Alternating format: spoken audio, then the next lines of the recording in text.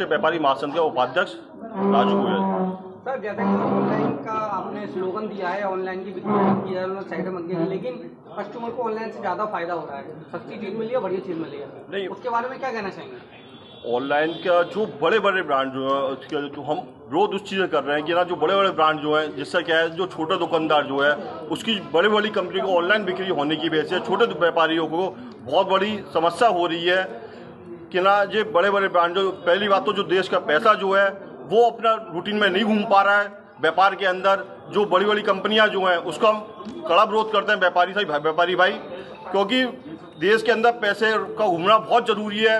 अगर छोटे व्यापारी को पैसे दुकानदारी नहीं हो पाएगी या फिर उसे बिक्री में समस्या आएगी तो उसका व्यापार करना मुश्किल पड़ेगा। इस वजह से हम बड़ी कंपनियां जो हैं उनका विरोध करते हैं कि ना ये व्यापारियों को ऑनलाइन खरीदारी का विरोध होना चाहिए। बात की जा रही है। मेरा नाम मयंक अग्रवाल है। मैं राष्ट्रीय व्यापारी महासंघ का सदस्य हूं।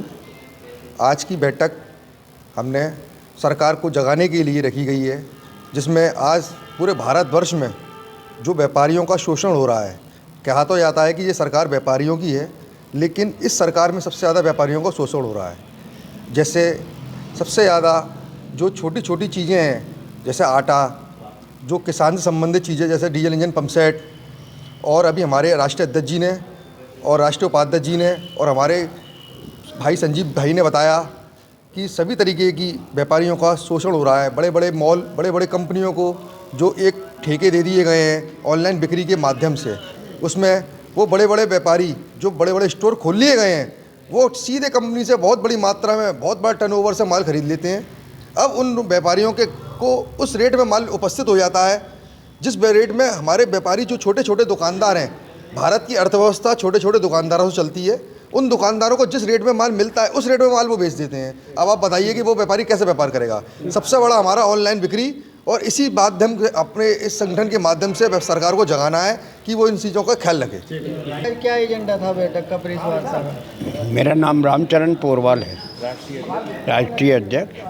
जो सबने मुझको इस लायक समझा तो मुझे राष्ट्रीय अध्यक्ष बनाया, और हमारा है ये एजेंडा आज का था, व्यापारी का जो छोटे छोटे व्यापारियों का जो शोषण होता है ना, जैसे ठेल वाले हैं, फुटपाथ पर लगा रहे हैं दुकानें, तो उनका हम समाधान करने के लिए, जैसे समस्या आती है छोटा मोटा लोन लेने के लिए व्यापारियों को काफ़ी वो करना पड़ता, मिलता भी नहीं है। जैसे बड़े बड़ों को लोन मिल जाता है वो लेके भी गायब हो जाते हैं, और छोटे छोटे व्यापारियों के ऊपर तमाम अंकुश लगाए जाते हैं।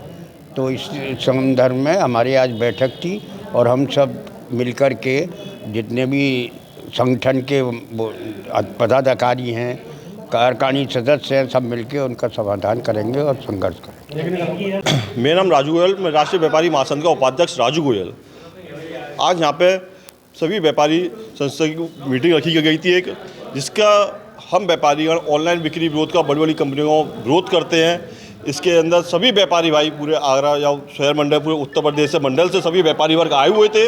आज सभी व्यापारी भाई ने एक ही मुद्दा रखा है, हम जो बड़ी बड़ी वेबसाइट जो हैं, इन ऑनलाइन कंपनियां जो है, इससे व्यापारी थोड़ा डूबता जा रहा है, या छोटा व्यापारी डूब रहा है, इसका ऑनलाइन विरोध करते हैं। इससे साथ साथ सभी व्यापारी उत्तर प्रदेश राष्ट्रीय स्तर के अंदर व्यापारी सभी एकत्रित हो करके इसका भव्य विरोध करते हैं। ये चाहिए। आनंद पोरवाल। आज की जो प्रेस वार्ता रखी गई थी, सबसे बड़ी बात क्या है कि राष्ट्रीय व्यापारी संगठन तो काफ़ी हैं, लेकिन जो छोटे व्यापारी हैं, एक ठेल वाला, एक रिक्शे वाला और एक जो छोटे काम करने वाले हैं, उनकी कोई सुनवाई नहीं है। बड़े लेवल पे तो कई व्यापारी संगठन बने हुए हैं।